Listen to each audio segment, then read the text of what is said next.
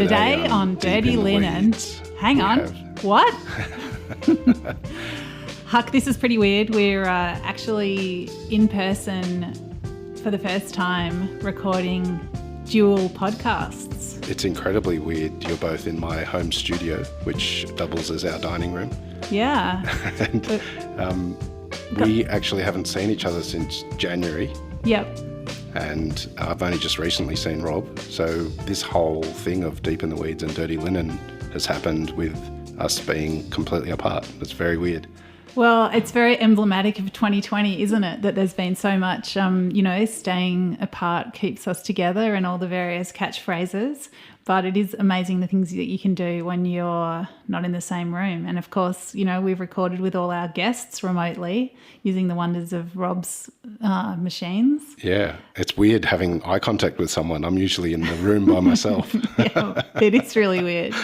So I flew up from Melbourne this morning and I'm now in Canberra where you live. And it was really quite emotional leaving Melbourne. I mean, we've been stuck there. Yeah. For the whole year, and I don't think I've been on a plane for the whole of 2020.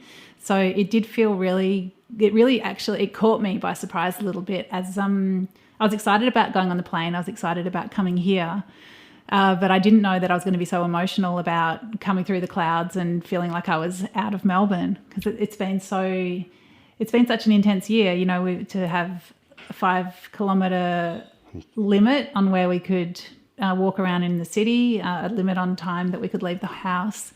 And of course, everything being closed. Yeah. There's even, it's curfews. So something about busting through the clouds and flying north was, it was quite emotional. Well, it must have been extraordinary. I mean, in Canberra, we haven't really experienced the pandemic, certainly not like you guys have. It was only 100 and something cases that we experienced. And, so we were witnessing the sort of lockdown that you guys had from afar. But I too had a flight just recently to Sydney for something that I did, and that was actually a really weird experience too. And I was nervous about it, and the airport was like really eerily quiet. And but once the plane took off though, because I was used to doing so many flights, it just kind of felt like back to normal a little bit. And that was a nice part about that for me was that. It's normal to get on a plane, that feeling. Yeah. And that's something that I'm really looking forward to, of having that's normal again. Well, there are so many things that haven't been normal this year that I think the very fact that they can become normal again is one of the things that's going to make them so special, isn't it? Yeah. And Rob and I were talking over lunch about, is that going to maintain as we hopefully have more and more days without community transmission in Australia? Are those things that we were cut off from for a period of time still going to feel special, or are we just going to sink into taking things for granted? Well, it's interesting, isn't it? Because I've, as many people, have reassessed things in my life and, wanted to make changes and change of direction, all sorts of things, and view things differently. But then you also get into old habits again, and it's going to be really interesting the next couple of years what actually happens and whether we take this moment to change things or whether we just continue on as we were, which wasn't very good for the planet. Well, that's true. So what are some of the things that you would like to maintain or change for yourself? Well, I think, when it all started, I lost we talked about it earlier, lost sort of my identity a bit and all of my work as a restaurant critic and a food journalist. And at the time, that wasn't easy, but on reflection, that was one of the best things to happen because I don't think I was really enjoying it anymore. And I feel like that I wasn't making the impact that I would like, a positive impact. And I don't want to be a warrior or an eco-warrior or a saviour or do projects like that. I just want to be involved in things that matter, that either matter to me or matter to someone else and make an impact, and obviously earn money for our family and stuff like that. So in that regard, I think the food media is important, but I think it's changed a lot and it's just not for me anymore. I think my skill set and interests are better off in another direction.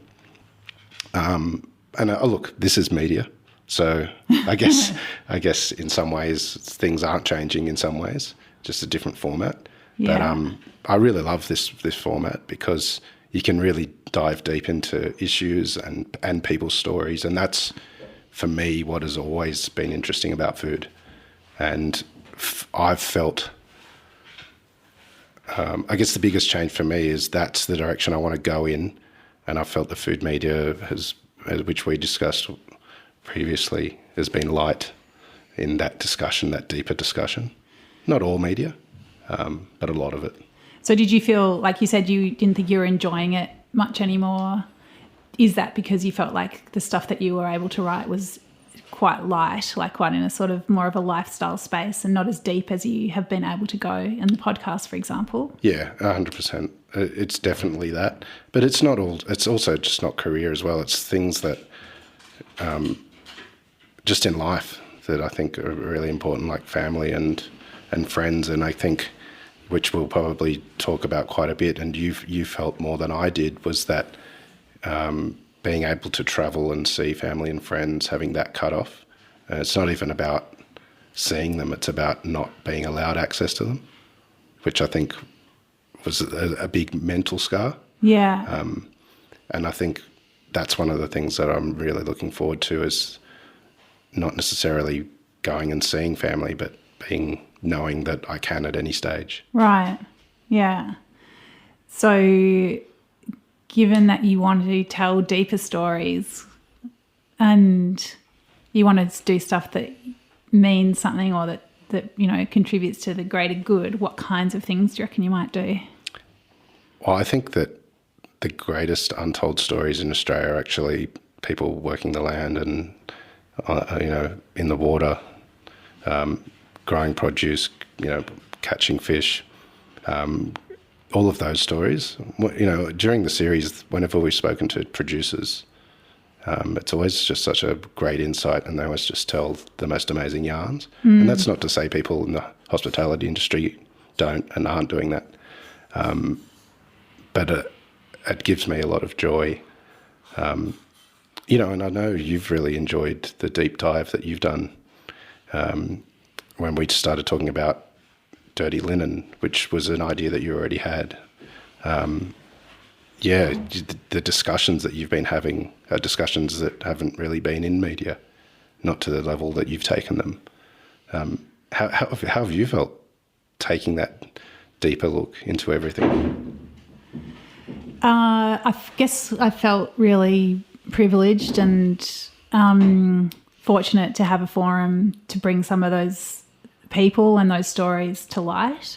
And I think it's probably one of the things that I've always felt as a journalist is that you're so lucky to just wonder something and then be able to ask the question and to follow a train of thought or an interest and to dig a bit deeper. So I've loved doing that. I've almost felt sometimes that there's been too much to wrangle, because when you're writing a story and you do interviews and you're just left with reams and reams of transcript, or even worse, untranscribed interviews, which are just this weight that you carry around. And I feel like with the podcast, it's there's so much gold that people share, and there's so much more that I want to do. So I often feel like I wish I had more time to take the strands of the stories that people are talking about, and the structure of Dirty Linen around topics is, would there be, there's got to be other long form features that could be written about topics that we've covered, for example, I don't know, whether it's customer behaviour or whether it's leadership in the industry, whether it's, issues around visa workers. There's just so much more that could be done with those stories. So I guess that's something that strikes me from time to time. You've had a different experience during the pandemic to me, in the sense of the lockdowns that you've had and the amazing sort of rallying that you've been doing on behalf of the industry. Has that experience changed you? Has there been positives to come out of that intensity of the lockdown and the experiences that you've had in your sort of local communities and just generally the industry there? I think so. I think, one what are we, like 50 days, as we're recording this, we're 50 days without community transmission in Melbourne. And I feel like I'm just relaxing, not like everything's fine. Like I still feel a certain tension, and I still want to be really careful, and I want to see everybody else being careful for me to feel safe and secure, and to keep things in check, because we've had that experience of things going backwards very quickly, or maybe not even very quickly, like sort of slowly and inexorably, and then it's like to turn that ship around takes a bloody big effort on behalf, from the whole community. Yeah. So anyway, I feel like, after that, more than a month of restrictions being eased and things just looking like we're locking in our gains, that I'm starting to feel the weight of the year a little bit more. And yeah, like I guess a lot of people have been carrying a lot of weight of, just people's stories and people's experiences, and just what everyone's been going through collectively and individually. So I do feel a little bit now like it will be good to have a rest, but also to think about what I want to do with, I suppose, those stories that I've been holding and changes that I've been trying to make. And yeah, so I don't quite know what to do with it, but I feel like I'm not going to get back into a little box now. How have you felt about exposing your process as a journalist? Because it's such a different format. I know. I don't know. Like I feel like I kind of don't care. I feel fine about it, but I do feel exposed. And it is funny because I've been feeling exposed, but I've just been like shut away in my room, not seeing that many people. So it is different. And as I've been going out in Melbourne, and seeing people in restaurants, I've never really sought to be recognised or wanted to be, like I'm not that person that walks into a restaurant and, I don't know, I don't want any like red carpet type stuff, just really embarrasses me, and I certainly don't seek that. But it has been interesting to see that, okay, so I know I've just been doing stuff, with a microphone or, a keyboard and a soup ladle as well. Yeah, but I don't know. It's funny that when you see that, it's funny when you notice that there's been an impact of something that you've done just sort of quietly beavering away, and it's like, oh, okay, that did create a few ripples. Wasn't the motivation for doing it, but it's interesting to notice that's been one of the impacts. Well, it's the end of the year, and we're all looking forward to letting go of 2020. See ya. What's changed? Like, what's some of the positives that you're going to take from such a horrible year, really, for many? Well, I think definitely creativity, resilience, and community, compassion. I think I guess the best qualities in people. Like I think we've seen all of them, and people have really had to dig deep over and again, and it's been really impressive to watch how fantastic people can be. And so and how adaptable it's really quite extraordinary to think about how easily humans can take on change. So I suppose, what would you take forward from that? Would you take forward, I think definitely like a very conscious sense of empathy and compassion is something that I'll try to take forward.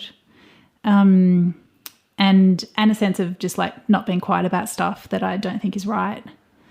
So yeah, it's been a really interesting year because it's also marking the end to other things in the world that have caused sort of trauma for so many, like the Trump administration, and there's sort of, it's been a real whirlwind couple of years. Yeah, and it feels like we're turning a corner, and things will change, and there's kind of rays of hope of, I'm not convinced we'll get back to normal really quickly, because there's some, it's pretty devastating still in many countries, the pandemic, and also there's so many issues on the planet anyway. But it does feel like, I've never been one to sort of be into New Year's resolutions and like, here we go, we can start and try and change things again. But there definitely feels like that momentum going into 2021. So are you going to make some resolutions? I wouldn't call them resolutions, but I would call them plans. And that's plans to do things that perhaps I've always wanted to do, never had the money to do, and still don't have the money to do, but damn it, I'm going to do them anyway. And just give it a crack. Like, like Deep in the Weeds and Dirty Linen, like we've just given our time to it. That's all that's kind of really happened. Yeah. And a lot of time. And bloody hell, it's been worth it. Like, just hearing those stories and sharing those stories and being part of a community, which I've always felt close to the food industry, but as a restaurant critic, you don't get the big warm embrace as I've felt with Deep in the Weeds, for instance. Sure. So what are you going to do? What are you going to have a crack at, Huck? Well, I'll probably need to keep secret about some of it. But, really? But, as you know, this is Global Domination Meeting Part 1. Because, like, you and I knew of each other and we'd met a couple of times, but we didn't know each other very well. No. And who knew, like, 9 months ago that you'd be sitting in my dining room having this conversation. Yeah, not me. It's definitely been a pandemic positive. But it's very strange because we both, for different circumstances or similar circumstances, I'm not really sure, headed in a similar trajectory, but, in slightly different ways, but we sort of went in a similar path. And it was probably Rob that brought us together, actually, to embrace a new form of media. And also just, I guess what we've been doing is just trying to provide a platform and a way for people to cope, people to share, people to find answers, discover problems, all sorts of things, which is all important for every day. I think what the podcasts show, and the fact that with Rob we've put so much time into them, is that we both believe in the power of storytelling. Yeah. And that it can be so powerful, but also very helpful and actionable for people to learn from other people's experiences. And it doesn't mean that someone's going to do the same as someone else, but when you listen to people's stories or takes on a certain situation, then it just really does spark ideas for yourself. And I know that just from being in the conversations with people, it really, I go off on tangents and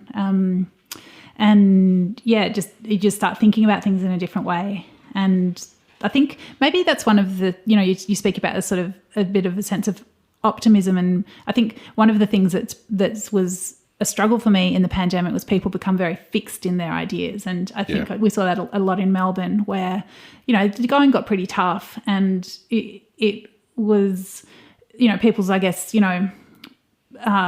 politics, like hard politics and personal politics came to the fore. And sometimes I was surprised and sometimes disappointed by what was revealed through that. And I guess the thing that I found disappointing was that people became very fixed in their positions.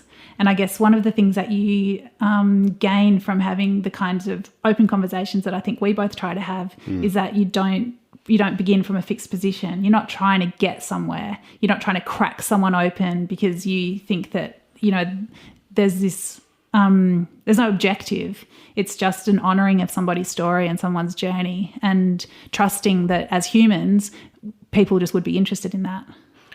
I think one of the interesting things that I found was people's willingness to open up and share some really, really traumatic things about their own lives. And then that sense of obligation of trying to handle it as a host, because a lot of the time I don't know it's coming as well, and trying to honour that and share it and find something within that. But I'm not trained in that sort of stuff. I'm just a journalist. Yeah. So I found that both challenging, emotional, but with a sense of obligation, but also a sense of pride a little bit in that someone was willing to trust enough to share and felt that they would get something from it. And in the hope as well that sharing that helps other people. Yeah. And I think that's a beautiful trait in humans that I want to see carried on in 2021. That kind of get rid of the veneer and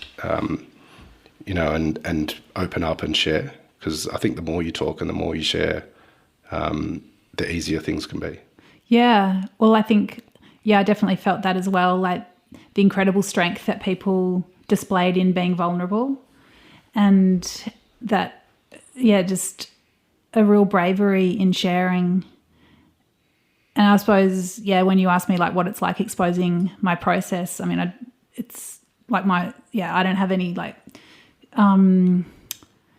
huge big weights that I'm carrying, but it's that same thing where it's like you were just people in it, just like stuffing up every day. But if we just hold each other up a little bit, then chances are we'll get through it. So I think, it is that, I suppose it's like we create hopefully these safe spaces where people feel like then they're going to be, then they're going to be listened to, and that other people want to hear what they're going to say. What's your hope for the new year after everything that we've been through this year? Well, I feel like we are so lucky in Australia, and even though Melbourne's done it pretty tough, I feel so grateful to have been there the whole time, to be honest. I just feel like we've really been through something amazing as a city, and we're never going to forget it, and it was amazing to be there. I just actually loved Melbourne more and more all the way through it. So I really hope for the rest of the world to just like get their pandemic under control and just start rebuilding, because we are so lucky. And I really feel like, as much as I'm happy about where we're at, you can't sing it too loud, because I'm really feeling the struggles that people are having around the world. But same as you, I'm like, cannot wait for January 20 and for just like a big hole to open up in the ground and swallow up Donald Trump. I just cannot wait. And of course it's going to be so disappointing, because the problems are so big. So there's going to be massive disappointment. So I'm trying to prepare myself for that. But it's got to be better. Can you imagine how much worse we would all feel if it was the other way? Yeah. It would just be so bad. So, I'm really looking forward to some global action on climate change. And I think, with Biden going in there, and then that's going to give some impetus to that. And the Australian federal government is looking increasingly like a bunch of stupid outliers. Yeah. So hopefully there'll be a shift in that. I would really, I don't know, maybe there'll be some action on the way Australia is treating internationals such as refugees. And I'd love to see a way that internationals that left Australia during the pandemic could slowly come back, because I think that's a really tricky issue, and I don't even quite know what I think about it, because I don't want a lot of people. I'm scared of people coming in floods because of hotel quarantine. Yeah. So I haven't quite thought my way through what exactly I want to happen, but. Yeah, it's a difficult situation, isn't it? Because I want to be able to travel and I want people to come here, but then. Yeah. We want to make sure we get that right. It's funny, actually, usually I would always have an overseas trip planned. I feel absolutely fine about staying in Australia. Yeah. The only thing is, like, I've got family overseas, like in the UK, and elsewhere, but it's mostly my in-laws in the UK that, I would love to see. But from a travel and a food point of view, I feel really fine. Yeah. Yeah. It's interesting in regards to travel.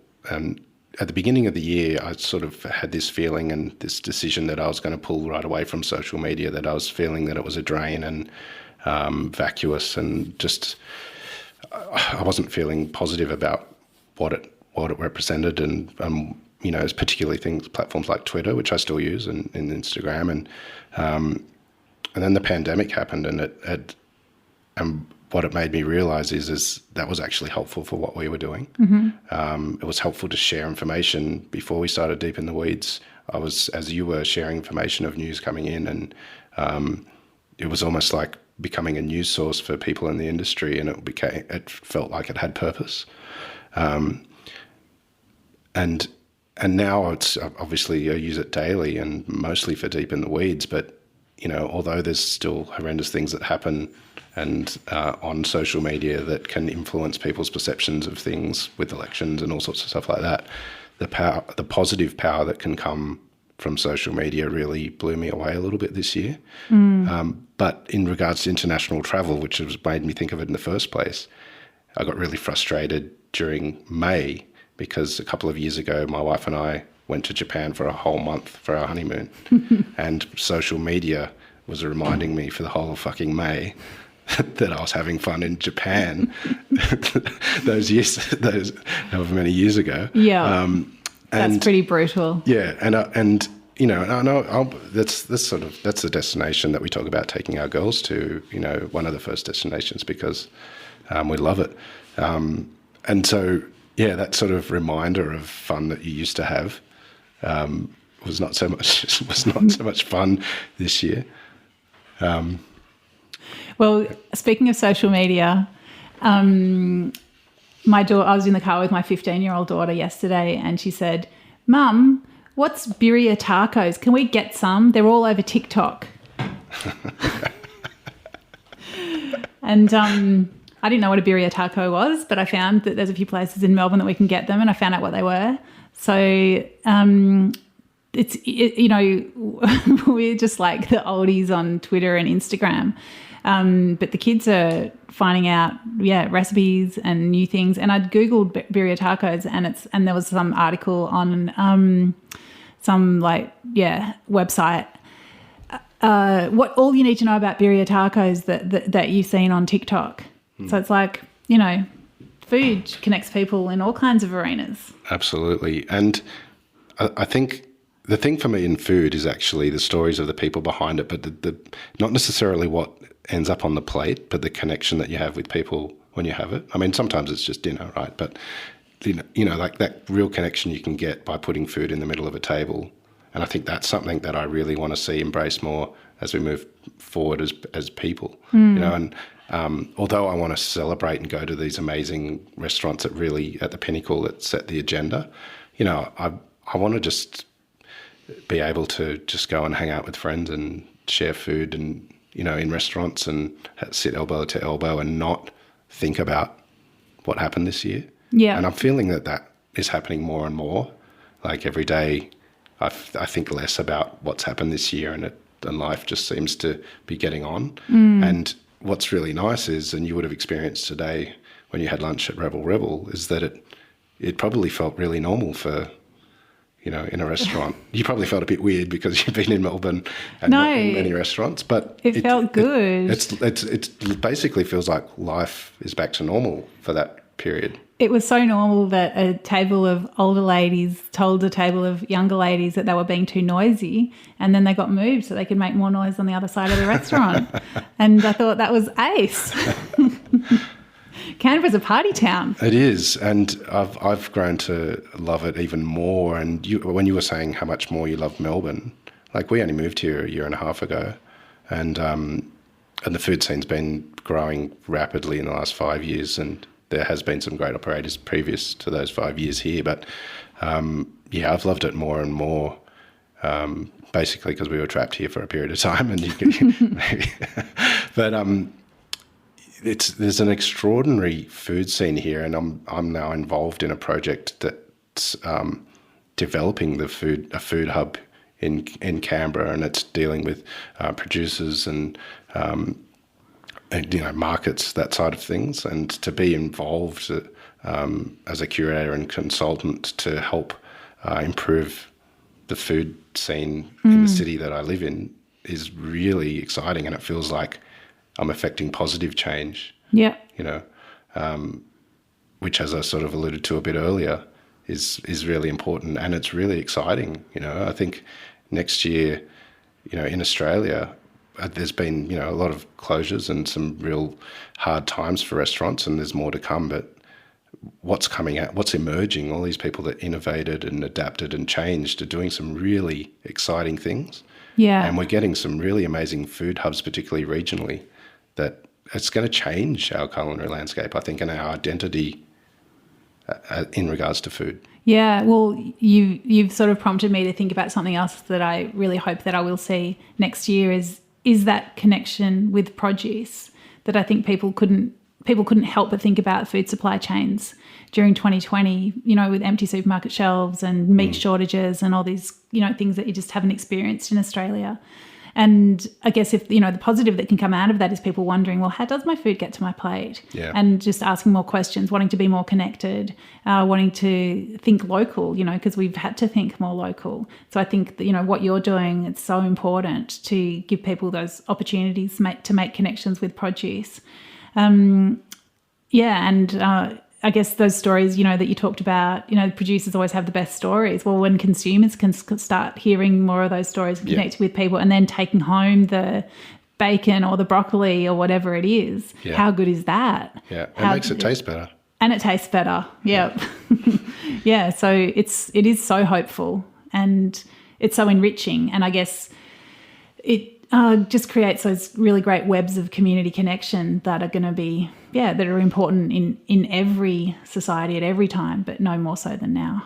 Well, you asked me sort of what is down the track, and I guess in a sense from deep in the weeds, it was born out of COVID and born out of, trauma and a need to share and create a community. But as we move forward, it's just becoming a show that I think we needed here. And it's the stories of people in food, whether it's a good story or a traumatic story, it doesn't matter. It's the stories and understanding more about our food system and the people behind it, which is really exciting to be sharing into the new year. And it started as a podcast, out of necessity. But one of my little crazy hopes is that we can do live events as well. So wouldn't you love to have a Deep in the Weeds food festival with people on stage, like Absolutely. Forums, conversations, dinners, events, well, this is massive actually parties. This is the biggest audience we've ever had. We've got Scout, the dog, Rob, you and I. This is I think this is the biggest audience we've had so far. So we're getting there. Yeah, we're definitely getting there. Let the festivals and fun begin. What do you think is going to happen with the industry? What sort of rays of light are we going to see in the next year in the big cities? I know regionally I think we're going to have some real booms and amazing sort of experiences. The cities have done it a bit tough, but do you think there's some rays of light in the cities? Absolutely, I definitely do. I think we've seen how much people care about restaurants, and as much as a lot of people are doing it tough, there's still a lot of people that are employed and happy to spend money on food. So I think we're seeing that. I think we are seeing prices rise, which I think is necessary. It's a difficult conversation, but I think that some restaurants have, even if it's just like putting a floor on the minimum spend through having set menus, I think restaurants have just, they have so much ground to make up. And, when people have had that time to think about, the treadmill that they've been on and, you just can't run a business that's not profitable, and it has to be profitable for, the people that have got the stuff to you and the people that, that are working for you. Like, it just has to work for everybody. Yeah. So I think hopefully there's a bit more of a recognition of that. I think, one thing that I think is really interesting that I've seen, in Melbourne and around the country, but I think perhaps most acutely in Melbourne, there's a terrible staffing shortage. And we know that's because a lot of the internationals have left, and that's really bad. And I think they're always going to be an important part of our industry, and I absolutely welcome and support that. They're vital.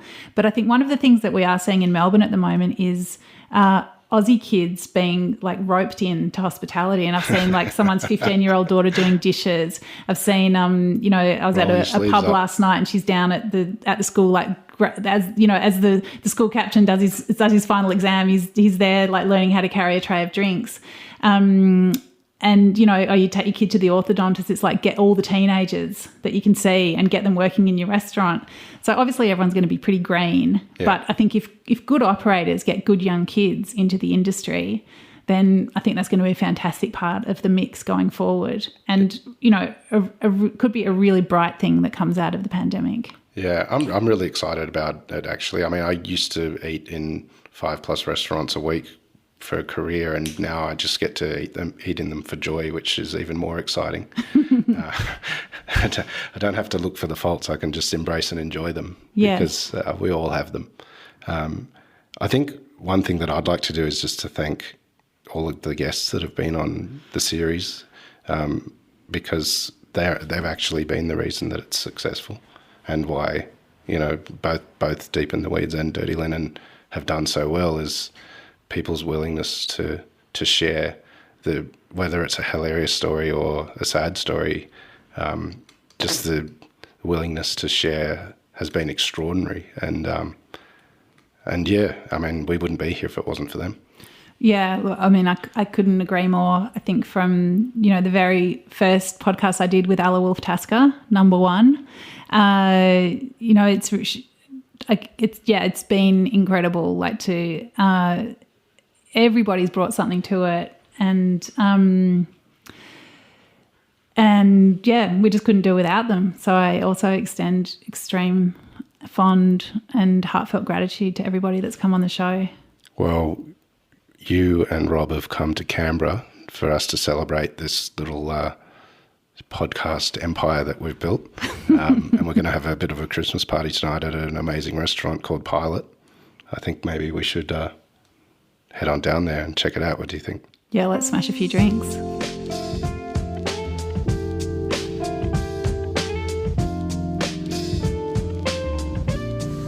So we've just had, about 10 courses at Pilot. It's the first time the 3 of us have ever dined together. And it's nice to eat in a restaurant again, because we all missed that so much. How did it feel, Dani? It's a really lovely restaurant. I think Pilot in Canberra is a fantastic place to dine, and it feels great here. I've really enjoyed watching the action in the open kitchen. I've enjoyed how enthusiastic they are about what they're serving with food and also with drinks, and it's just been really fantastic to be here with you and with Rob. Yeah, it's a pretty amazing little restaurant. You could put it in any city, I think, and it would knock the socks off just about anyone. It's been pretty amazing, but I think what's been special about today is that we've been part of something pretty special with these podcasts, and it was really weird to actually sit down together and eyeball each other and have a chat in the same room. It's something a little bit different. I'm usually just in my pajamas and slippers, and no one else is in the room. No one knows. Yeah, well, it's exactly the same with me, although that's not quite true, because my husband is often in the same room with me, typing very loudly and talking to himself. Love you, Carl. But yeah, actually, it's great. I feel like, you know, we've had the chat and now we're out in the restaurant, and it's almost like this is the whole project, wasn't it? You know, to be celebrating hospitality, and I suppose to envelop ourselves and immerse ourselves in the kind of experience that we've been celebrating and reaching towards this whole year is a victory of sorts. Yeah, absolutely. And I think what's nice about being here in Pilot, not just because it's just up the road from where I live, but Dash has been on Deep in the Weeds anyway twice, and you guys got to meet her for the first time and experience what they do here. And as Rob mentioned behind the mic, because he doesn't like to be in front of it, that this will be the first time anyone's ever been on the show 3 times. Yeah, because we're gonna rope her in and reel her in. But I think one thing that's been really interesting being here and talking to Dash and Ross, who's also an owner here, is that they've used the pandemic as a spur to do something that they've wanted to do with the restaurant for a long time, which is to go set menu, have fewer diners, but to, I guess, up the spend, but give people the experience that, you know, makes them the most happy. And I guess, you know, it is so... It's just, I mean, those silver linings are probably something that we'll be looking for, and we'll realise negative impacts as we go forward, but I think we will see some of those silver linings, whether it's in an individual business or in the industry as a whole, or for ourselves as people. So it's amazing to be sitting in amongst someone who's turned the pandemic into a positive. Yeah, absolutely, and I think that's what we're going to see more of, you know, with 2021, is that restaurateurs, you know, they've always had this burden of people thinking that they're a public service and they have to be everything for everyone, when the reality is they need to be viable and survive, but they should do what they want to do and celebrate what they can do, and not sort of curb to that. So yeah, Pilot's a great example of that, and there's so many of them across the country. And you can really see people drawing a line for themselves, like this is what we want to do, this is what we don't want to do. And, you know, talking to Ross before you got here, he said, you know, we'd always wanted to go set menu, but we felt like, you know, did we have the strength and the fortitude to have those conversations and say, no, this is what we're going to do, and no, we're not going to bend, and this is us, and we'd love to have you, but if this isn't for you, then that's okay. This is us now. And yeah, it's great. You just want to see people fulfill themselves, don't you? And then go along for the ride. Yeah. Well, Dash was just farewelling some guests, but she's actually with us now. Sorry. And we were just talking about how you guys saw the pandemic as a time to actually change the restaurant model and do what you had intended originally. How successful has that been? Quite good. I hate saying that, I guess. Not hate, but it's, we all feel very lucky that we could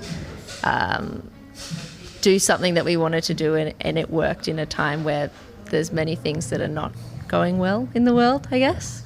But yes, it has been received really, really well, which is nice. I think it's great that things go well in a time of, you know, general disarray. I think there's nothing wrong with celebrating the joy and the success that you can pick from the wreckage and the ruin. I think it's fantastic. And I think one of the things that we have learnt through 2020 is how, you know, a pandemic that we're all experiencing does strike people in such different ways. And there's no guilt or shame to making it work for you and using it as a spur to, you know, create the change that you want to create in your own business. I think that's excellent. Why wouldn't we all celebrate that? Thank you. I remember one of the things you said when we first spoke was talking about how you felt what you did was redundant because floor staff weren't needed when the pandemic first happened. How do you feel about your career now, where we're that far beyond that, and you've changed your model a little bit? How are you feeling about the hospitality sector and your role? Yeah, I guess it made me, I said it in the interview as well, that just made me understand how much I actually really enjoyed working in hospitality, working on the floor, and also how much I enjoyed going to restaurants as well and being served and seeing what other people are doing. So I guess it's and it's awesome to be able to have our staff and be able to give them a job that they also love and that they also can come to work and do. And the model that we're doing at the moment, being able to change the menu regularly and not have the restrictions of putting things in a box and how it's going to travel, being able for our knowledge to grow because we have a pairing that changes all the time. And you've got a young chef who's amazingly talented, and he's still quite young. Well, so are you actually. Yeah. You all are, but you're bloody good at what you do. Thanks. Thank God. You might just be saying that because you just ate dinner here. Well, it's not the first time though. That is true. It is amazing. I think one of the things that people realise that they did miss was that service experience and that feeling of being looked after. And I guess what I've appreciated here is, you know, that I'm being looked after in a way that's really spirited and enthusiastic, and it does feel like a dialogue. Like it's very open, you know, like I guess it's the art of listening as much as anything else, isn't it?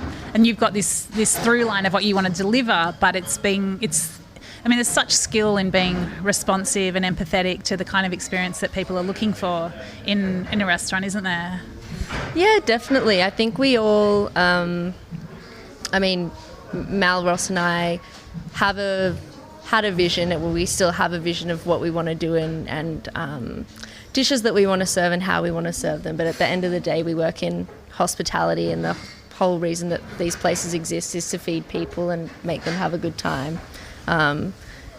And I think at the end of the day, you do need to, you don't have to change everything that you do, but having that responsive action if people aren't enjoying something or suggesting something that they might actually, you know, is more suited to them, and nudging them in the direction that you want them to go, because it's definitely something that you want to get creative with, but without being aggressive about it. Or does that make sense? Yeah. Absolutely. Yeah.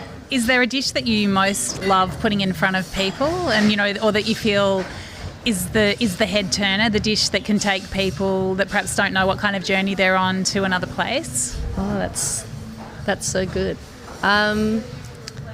There's a few, I guess. Like, I love the little minestrone at the start. I think a lot of people that don't dine out at degustation restaurants receive that dish and they look at it and they're like, oh, here's another, 1,000 little things in a clear broth. What is this going to taste like? And then it's so flavorful and there's a lot happening, and it is after that dish that some people might say, hey, this is pretty cool.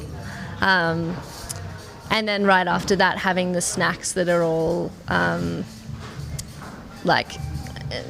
takes on kind of, takeaway food or little dishes that, we had growing up, and them being quite messy as well, and you have to use your hands, I guess.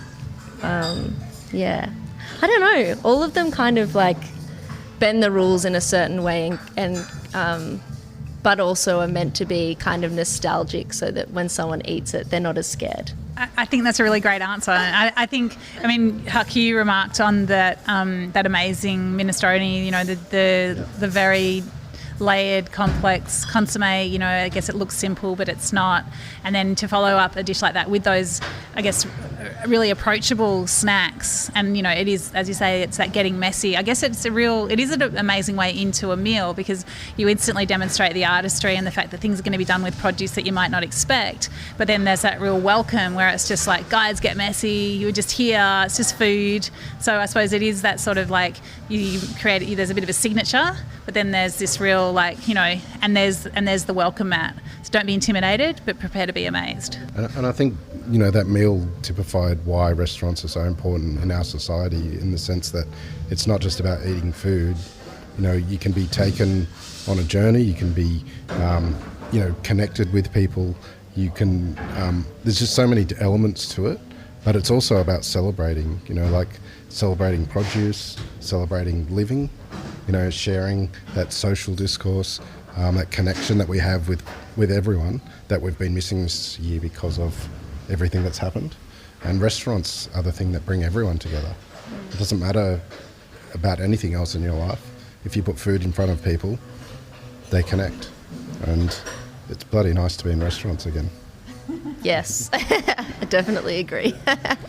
And to be working in one for me. Well, I'm really actually thrilled that I've shared my first interstate 2020 restaurant experience here at Pilot with you, Dash, and your team. It's been a beautiful meal. It's been a really fun, exciting and rich experience here in Canberra. And it's been great to experience everything that you and your staff do. So thank you. Thank you. It was so good to have you. I'm so glad that you liked it. I was also very scared. Well, and here's to an awesome 2021, leaving 2020 behind, and Happy New Year to everyone. Happy New Year. Happy New Year.